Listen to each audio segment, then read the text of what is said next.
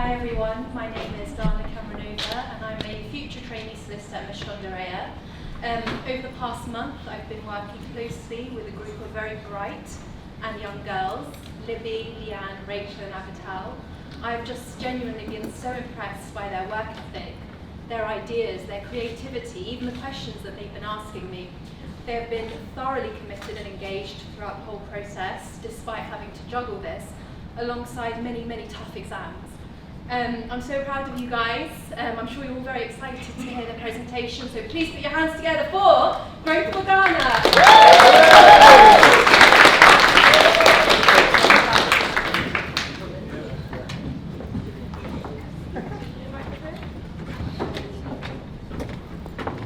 Hello.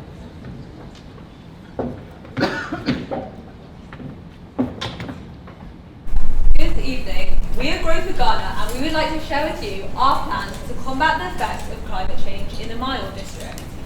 Please raise your hands if you've ever had a chocolate bar. Well, as much as 40% of the world's cocoa beans are produced in Ghana.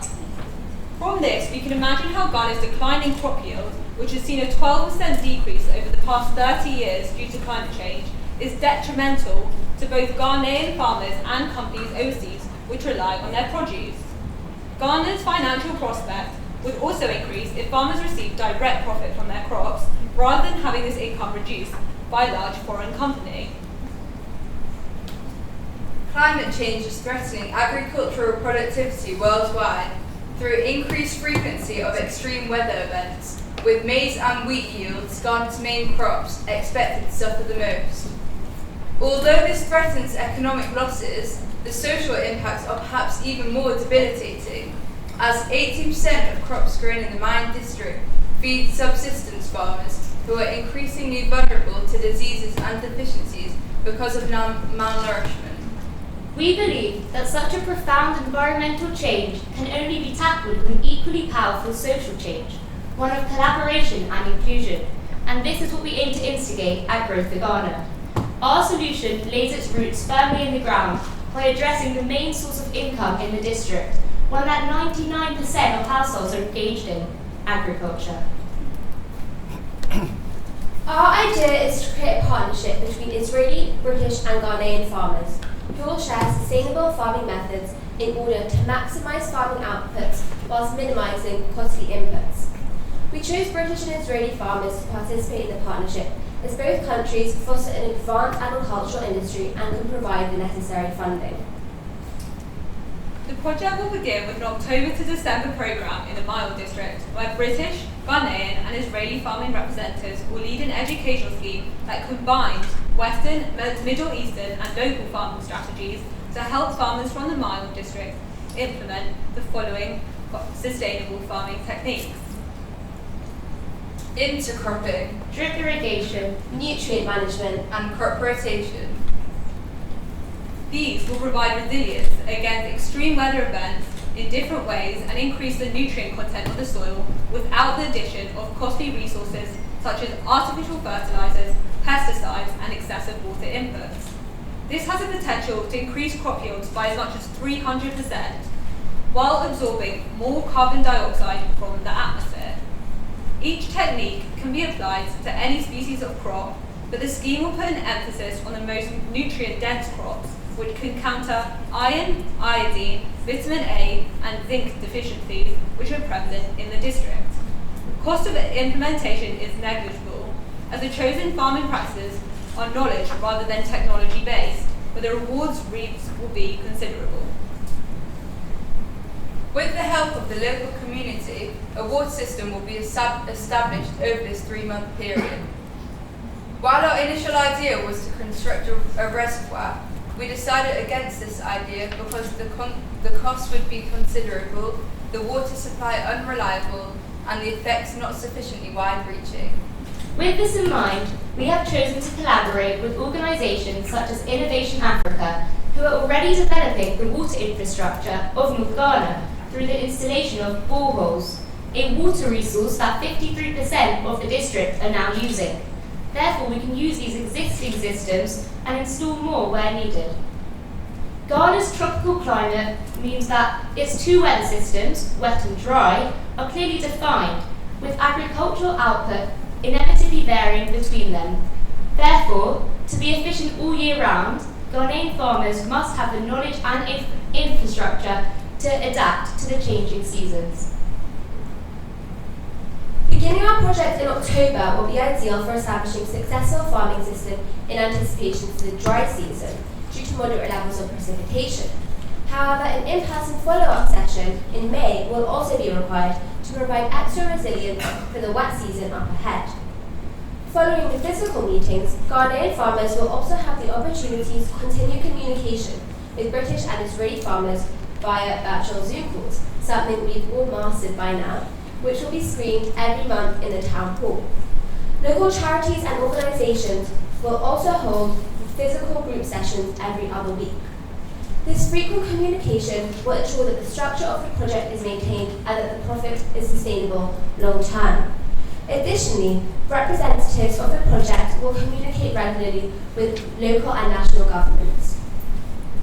These formal connections will be vital for our initiative, as negotiating trade deals can help to transform crop gains into economic gains. For example, the introduction of zero trade tariffs on Ghanaian exports to Israel and the UK can increase the prospect of international trade, while reduced bureaucracy on Ghanaian goods can provide greater incentive for countries to import from Ghana. Involvement of all communities will be ensured, especially concerning female smallholder farmers who are often unable to fulfill their potential in agriculture due to limited access to resources. Collaborative schemes will also be encouraged. For instance, farmers on adjacent plots can specialise in different crops and work together to raise capital. Our main values throughout the project are self-sufficiency, collaboration, inclusivity, and sustainability.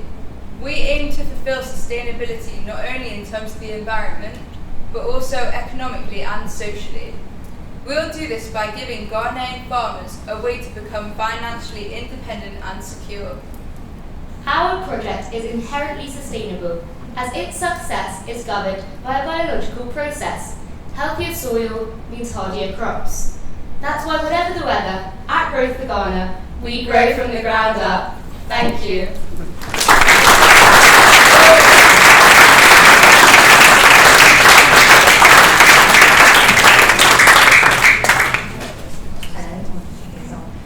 Thank you very much for a sort of thoughtful and clear presentation. I really liked your consideration of the science and kind of farming techniques as well. I was just wondering about the kind of partnership between the different countries. There's a lot of things wrong with the way we farm here. For example, you think about monocultures, use of pesticides, the kind of nature in this country. So just wondering what the knowledge exchange might be back from Ghana to Britain and Israel to make it something that farmers here would actually see as beneficial to them to take part in as well. Well, our practices focus on crop diversification, which is kind of the opposite to monoculture, and increasing soil health through using different types of crops in the same land, and it will also help them economically as it produces income sporadically throughout the year. And we think that that's something very beneficial to Israel's climate is also very similar to Ghana, so they can take a lot of those ideas back home with them, especially as they face increased droughts due to climate change themselves, and they can implement those kind of strategies and utilise traditional knowledge which has been passed through generations in Ghana for hundreds of years. I thought this was really good. I've had a little bit of involvement with an agribusiness before, which is doing very similar things, and I know that a lot of the technology underlying some of these projects is coming out of Israel, so it's really interesting to see how you've got the connections there. Great to see you linking the routes to market as well. I think that's really important, because obviously you've got to grow the crops, you've also got to be able to sell them. But just to follow on from the question before about, I know you mentioned tariffs. That's one of the biggest challenges in this area, is once you've got a crop and you want to get a direct payment into farmers, which I agree with, you often have to get over quite high tariff barrier walls, particularly into the EU, previously into the UK, although that's changing. Could you say a little bit more about how you might try and deal with those issues? I mean, they're very complex, but have you thought about it? I mean, obviously, one of our main priorities is communication, and that includes communication with the national governments of Israel, Britain, and Ghana, who are obviously the main stakeholders when it comes to international trade. These are really complex issues, as you said. We are not experts in international trade, but we definitely thought that having a free trade agreement between the three countries would be beneficial to each country. And so working with the government and doing as best as we can to persuade them to implement this, especially as you said, such a high amount of the cocoa beans, for example, that we get are from Ghana. It's going to be really mutually beneficial for the farmers in the Meal District and for the consumers in Britain and in Israel.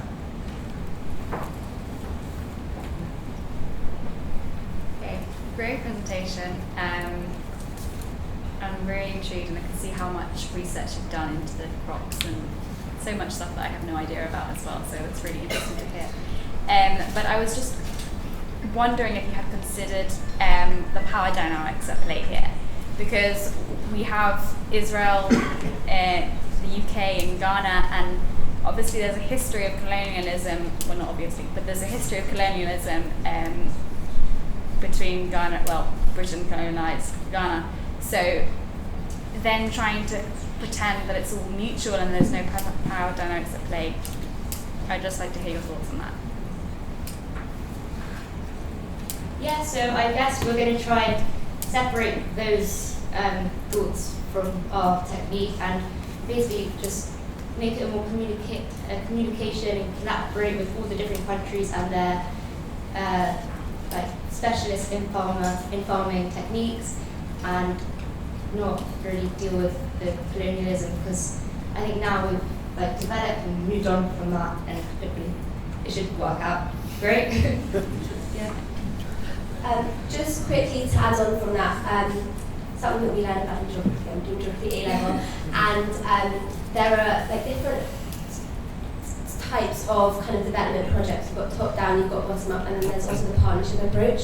And the approach we're going for is the partnership approach, and that is, in our opinion, the most beneficial, because it combines the knowledge of the local farmers, which we can't discount, because obviously out of all three countries, they know their climate and they know their techniques the best. And we're coming in with some different knowledge, but we have to appreciate that they have the most specialised knowledge to that specific climate. And so communication and just including the whole community and just showing that we value their opinion just as much as ours is a huge priority throughout. That's great to hear. Thanks. Sorry. Well, we can applaud if you want to. Congratulations, great presentation. I mean, it obviously has, agriculture is huge in terms of social and environmental impact, and the reforms needed is quite daunting, so it is really great for you to take the baton and try to create something which would be huge for all three countries, I guess.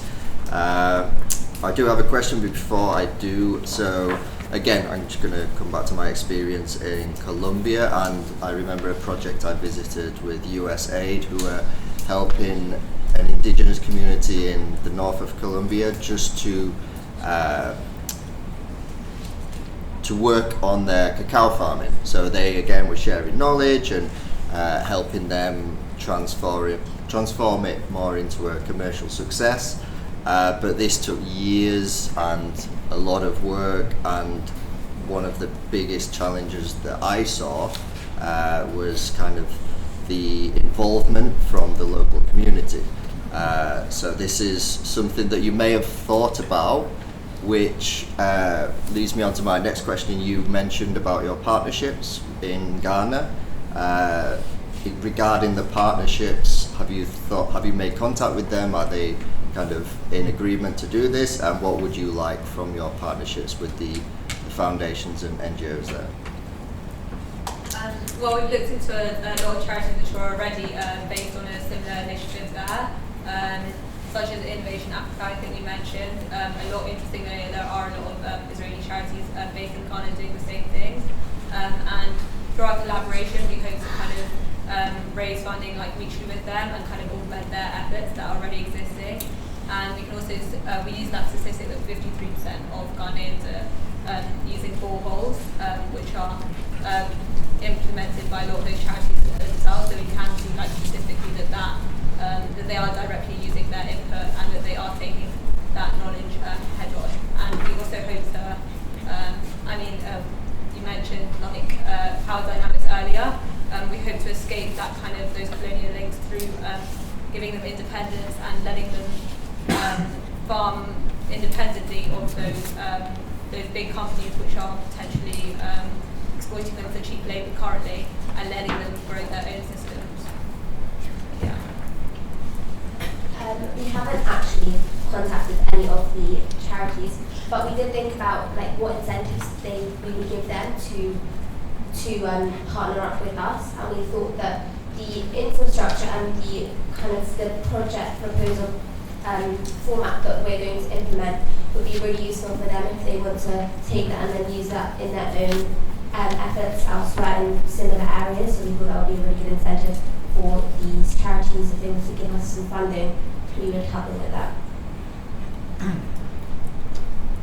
Fantastic.